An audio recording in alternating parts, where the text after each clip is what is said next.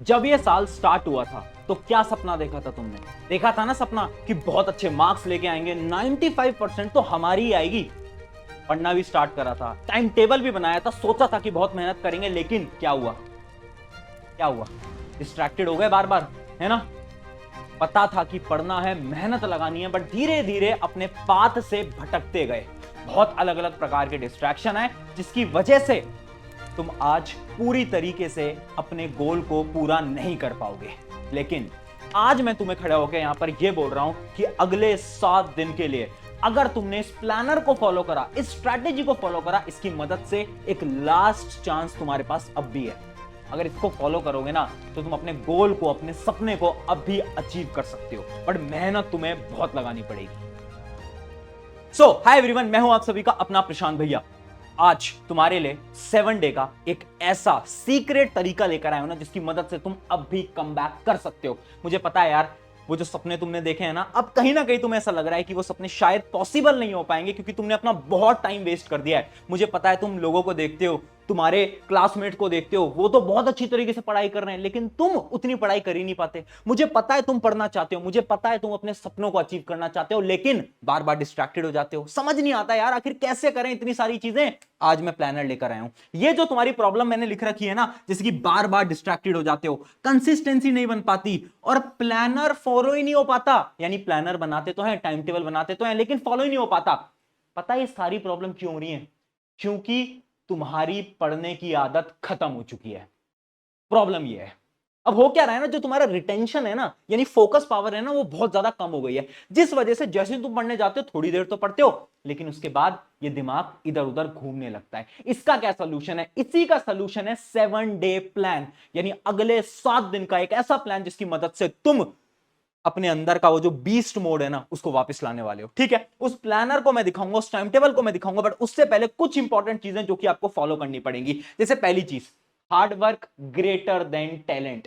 देखो यार, मुझे पता है तुम्हारी क्लास के ऐसे बहुत बच्चे होंगे जिनके मार्क्स तुमसे बहुत अच्छे आते होंगे, जो कि तुमसे कई ज्यादा इंटेलिजेंट होंगे, लेकिन पता है तुम्हें, अगर तुमने मेहनत ज्यादा कर ली ना, तो सामने चाहे कितना ही टैलेंटेड स्टूडेंट क्यों ना हो, फर्क नहीं पड़ता। जो हार्ड वर्क करेगा वो जीतेगा। चाहे कितना इंटेलिजेंट बच्चा हो, अगर वो हार्ड वर्क नहीं कर रहा ना, तो उसके मार्क्स नहीं आ पाएंगे। पर तुम हार्ड वर्किंग बनो, मुझे फर्क नहीं पड़ता आज तक तुम्हारे कितने मार्क्स आए, आज तक तुमने कितना टाइम खराब किया, आज तक तुमने कितनी पढ़ाई करी है, पढ़ाई नहीं करी, आज से हार्ड वर्क करना पड़ेगा। करना पड़ेगा यानी करना पड़ेगा। अपना गोल अपने दिमाग के अंदर डाल लो। गोल क्या है तुम्हारा? एम क्या है तुम्हारा? 95%। कोई भी सपना है ना, बोलो ना खुद से, ये मेरा सपना है, ये मेरा सपना है, ये मेरा सपना है। अरे लिखो यार उस सपने को, अपनी नोटबुक के फ्रंट पेज पे बड़ा बड़ा उस सपने को लिख दो। डरो मत, डरना नहीं अपने ड्रीम को लिखने से पहले। ठीक है भैया, कितने घंटे पढ़ना पड़ेगा ये तो बताओ उस टाइम टेबल को फॉलो करने के लिए। मैं ज्यादा डिमांड नहीं कर रहा, मैं बस तुमसे बोल रहा हूं हर रोज 3 घंटे, 3 घंटे हर रोज सेल्फ स्टडी। ट्यूशन, कोचिंग, सब कुछ अलग। 3 घंटे सेल्फ स्टडी दे सकते हो क्या तुम? 3 घंटे अगर तुम दे सकते हो ना, तो यस लिख दो। ठीक है, क्योंकि जीतेगा सिर्फ वही जो कि हार्ड वर्क करेगा। टैलेंट ना एक हद पे हार जाएगा, लेकिन जो हार्ड वर्क करेगा जीतेगा सिर्फ वही। अब सुनो, पढ़ाई कैसे करनी है उसका एक सिंपल सा पहला स्टेप अपने दिमाग के अंदर डाल लो। टाइम टेबल बताऊंगा, बट उससे पहले एक बहुत इंपॉर्टेंट स्ट्रैटेजी है जो कि आपको फॉलो करनी पड़ेगी, और उस स्ट्रैटेजी का नाम है RQR स्ट्रैटेजी। यह RQR स्ट्रैटेजी क्या होती है समझा रहा हूं। मैंने ना बहुत सारे स्टूडेंट को एनालाइज करा, उनसे बात करा, और मुझे पता चला कि 99% स्टूडेंट एक बेकार चीज के अंदर अपना समय खराब कर रहे हैं, टाइम वेस्ट कर रहे हैं। वो चीज पता है क्या है? स्टडी रिसोर्सेज को ढूंढने में। कितनी बार तुम बोलते हो यार मैं उनके लेक्चर देखूं या उनके, अरे मैं उनसे पढ़ूं या उनसे, यार मैं वो वाली बुक लगाऊं या वो वाली बुक लगाऊं, यार मैं ये करूं या वो करूं। तुम रिसोर्सेज को ढूंढते रहते हो, जिसकी वजह से तुम पढ़ ही नहीं पाते। यूट्यूब की एक वीडियो देखी, मजा नहीं आया, दूसरी पे स्किप कर दिया, तीसरे पे स्किप कर दिया। करते हो ना, ये सबसे बेकार तरीका है तुम्हारा पढ़ने का। तो उस तरीके को सॉर्ट करने के लिए सबसे पहले RQR स्ट्रेटेजी को फॉलो करो। पहले आर का मतलब क्या है? पहले आर का मतलब है रीड, दूसरे आर का मतलब है क्वेश्चंस, और तीसरे आर का मतलब है रिवीजन। यानी मान लो तुम साइंस पढ़ने बैठ रहे हो, कोई भी सब्जेक्ट पढ़ने बैठ रहे हो, 3 चीजें तुम्हें क्लियर होनी चाहिए। तुम पढ़ोगे कहां से? पढ़ोगे कहां से? क्या तुम लेक्चर्स देखने वाले हो, या फिर तुम एनसीईआरटी पढ़ने वाले हो, या तुम दोस्त के नोट्स लेने वाले हो? कहां से पढ़ना है? अपना एक रिसोर्स अपने पास रखो। ढूंढना नहीं है। अगर मेरे लेक्चर साइंस में देख रहे हो तो बस प्रशांत भैया, बस दुनिया जहान तुम्हारा दोस्त मित्र भाई बहन कहां से वीडियो देखता है फर्क नहीं पड़ता। तुम्हें अगर यहां से समझ आ रहा है तुम वही पढ़ोगे, अगर तुम्हें मुझसे समझ नहीं आ रहा किसी और से वहीं से पढ़ोगे। अपना रीड क्लियर कर लो, आर क्लियर कर लो, पढ़ना कहां से है। दूसरी चीज, क्वेश्चन प्रैक्टिस कहां से करने वाले हो। दुनिया जहान की किताब लेके बैठे हैं, करना कहीं से भी नहीं है। क्वेश्चन प्रैक्टिस के लिए एक किताब होनी जरूरी है। देखो अभी ना मैंने एक तो तुम्हारे सैंपल पेपर देखे, स्पेशली जो क्लास 10th के स्टूडेंट है उनका मैंने अभी सैंपल पेपर देखा, और उसके अंदर सैंपल पेपर काफी टफ आया इस बार, क्वेश्चंस काफी टफ हैं, यानी बोर्ड एग्जाम के अंदर क्वेश्चन टफ आने के चांसेस बहुत ज्यादा है ना। इसी के लिए ऑलरेडी जो हमने बुक बनाई थी ना, वन शॉट साइंस की, एसएसटी की, मैथ की, इंग्लिश की, उन सब के अंदर एक सेक्शन मैंने ऐड करा था जिसका नाम था पुश योरसेल्फ, और उसके अंदर ना मैंने टफ टाइप के क्वेश्चन पहले ही डाल दिए थे, क्योंकि मुझे ऐसा लग रहा था कि इस साल बोर्ड एग्जाम के अंदर पेपर थोड़ा टफ आएगा। तो अगर तुमने नहीं लिया है ना तो तुम जाके ले भी सकते हो, मैं लिंक वगैरह डिस्क्रिप्शन में दे दूंगा। उससे क्या होगा, तुम्हारी जो क्वेश्चन प्रैक्टिस की प्रॉब्लम है ना, ये सॉल्व हो जाएगी। इजी क्वेश्चन भी मिल जाएंगे, टफ क्वेश्चन भी मिल जाएंगे, सारे क्वेश्चन एक ही किताब से। लेकिन अगर वो किताब ले ली उसके बाद कोई और किताब नहीं लेनी, और अगर तुमने ऑलरेडी कोई बुक ले रखी है मत लो किताब, ठीक है। बहुत बढ़िया। अगली चीज, रिवीजन।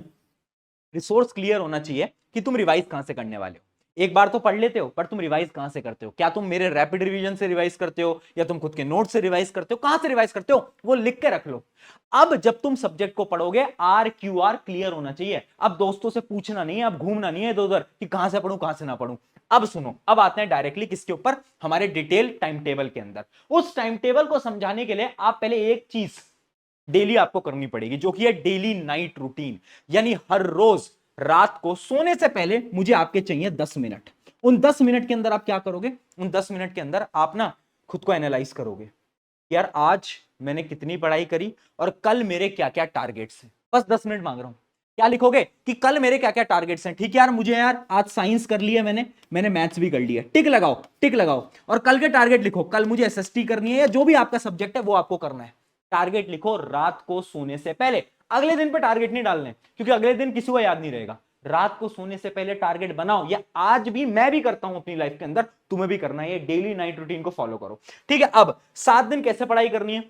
अब इन 7 दिन को अपन 3 पार्ट्स के अंदर डिवाइड करने वाले हैं। मुझे पता है तुम्हें पढ़ने की बिल्कुल आदत नहीं है, इसी हिसाब से मैं टाइम टेबल दे रहा हूं। पहले के जो 2 दिन होंगे, एक और 2 दिन, उसके अंदर आपको हमेशा इजी चैप्टर्स को पढ़ना है। वो चैप्टर जो कि आपके फेवरेट है, जिनको आपको पढ़ने में मजा आता है। टफ चैप्टर मत उठाना। पता है जैसे हम टफ चीज अचानक से उठाते हैं ना, ये जो हमारा दिमाग है ना, ये ऐसे सिग्नल को रिलीज करता है और हमसे बोलता है कि यार तुझसे नहीं हो पाएगा, और तुम बंद कर दोगे। इसलिए कभी भी स्टार्टिंग में टफ चैप्टर गलती से भी मत उठा लेना। ये पॉइंट नंबर 1। अब देखो, मुझे पता है जब तुम पढ़ने बैठोगे ना तो थोड़ी देर बाद तुम डिस्ट्रैक्टेड हो जाओगे। तुम्हें पता तो है तुम्हें पढ़ना है, पर तुम पढ़ नहीं पाओगे। अब उसके लिए एक हैक बता रहा हूं। जब भी तुम पढ़ते हो ना, उसमें हर 1 घंटे पे एक अलार्म लगा दो अपने मोबाइल फोन में, और उस अलार्म का टाइटल लिख दो, पढ़ ले। क्या लिख दो, अरे पढ़ ले। तो अगर मान लो तुम पढ़ाई कर रहे थे, लेकिन 50 मिनट बाद तुम डिस्ट्रैक्टेड हो गए, तो 1 घंटे पे अलार्म बज जाएगा और लिखा आएगा पढ़ ले। तो तुम्हें याद आएगा, अरे हाँ पढ़ना है। ये स्ट्रैटेजी ना मैंने बहुत सारे स्टूडेंट्स को बताई, जिनकी बहुत ज्यादा इससे मदद हुई। पता है क्यों? आज के समय की प्रॉब्लम क्या है ना, कि हमें ये पता ही नहीं चल पाता कि हम कितना ज्यादा समय डिस्ट्रैक्शन में बेकार कर देते हैं, मोबाइल फोन में खराब कर देते हैं। इसलिए जब हर घंटे पे लगा होगा ना अलार्म, तो तुम्हें याद आएगा पढ़ ले बज रहा है। और अगर उस समय पर तुम पढ़ रहे होगे तो अच्छा है, अगर नहीं पढ़ रहे होगे तो पढ़ने बैठ जाना, ठीक है। ये आपको शुरू के 2 दिन करना है, इससे आपकी पढ़ने की सबसे पहले हैबिट हो जाएगी, ठीक है। अब क्या करना है, उसके बाद जो हमारे अगले दिन होंगे, यानी डे 3 से लेकर डे 5 तक, इन दिनों में हमें अपने मीडियम चैप्टर्स को उठाना है। वो चैप्टर जो कि ना ज्यादा टफ है ना ज्यादा आसान, नॉर्मल चैप्टर है, वो हमें यहां पर उठाना है। अब क्या होगा ना, जब भी आप इन चैप्टर्स को उठाओगे ना, तो आपका दिमाग ना मानेगा नहीं। आपका दिमाग बोलेगा यार आज नहीं कल करते हैं, कल नहीं परसों करते हैं। होता है ना ये प्रोक्रास्टिनेशन। इसका क्या सोल्यूशन है? इसका एक सिंपल सा सोल्यूशन है, जो कि है 5 मिनट रूल। ये 5 मिनट रूल क्या बोलता है? ये 5 मिनट रूल एक सिंपल सी चीज बोलता है कि अपने दिमाग को हमें ये बोलना है कि यार 1 घंटे नहीं पढ़ेंगे, 2 घंटे भी नहीं पढ़ेंगे, सिर्फ 5 मिनट पढ़ेंगे। चलो ट्राई तो करते हैं, चलो पढ़ के तो देखते हैं। मान लो तुम्हारा एक बहुत वीक सब्जेक्ट है, मान सकते हैं उसको मैथ्स। तुम्हें मैथ्स में बिल्कुल मजा नहीं आता है ना, और मैथ्स जैसे सामने आती है तुम्हें बोलता है कि नहीं अब तो नहीं करना। अब तुम्हें अपने दिमाग को बोलना है सिर्फ 5 मिनट, 5 मिनट पढ़ते हैं। पता है क्यों? क्योंकि साइंस के अकॉर्डिंग जब हम 5 मिनट किसी भी चीज को पढ़ लेते हैं ना, तो धीरे धीरे हमारा इंटरेस्ट उसके अंदर आ जाता है। और उसके बाद आप इस 5 मिनट को आधे 1 घंटे के अंदर आसानी से कन्वर्ट कर सकते हो। यानी जो 5 मिनट रूल है ना, बहुत इंपॉर्टेंट है लॉन्ग टर्म स्टडीज के लिए। अब जो बचे हुए 2 दिन है उसके अंदर क्या करना है, जो बचे हुए 2 दिन है उसके अंदर हमें क्या करना है, डे 6 एंड डे 7 में हमें हार्ड टॉपिक्स करने हैं सबसे पहले तो। अब हार्ड टॉपिक करोगे ना तो याद रखना, सबसे पहले स्टार्ट विद इजी क्वेश्चंस।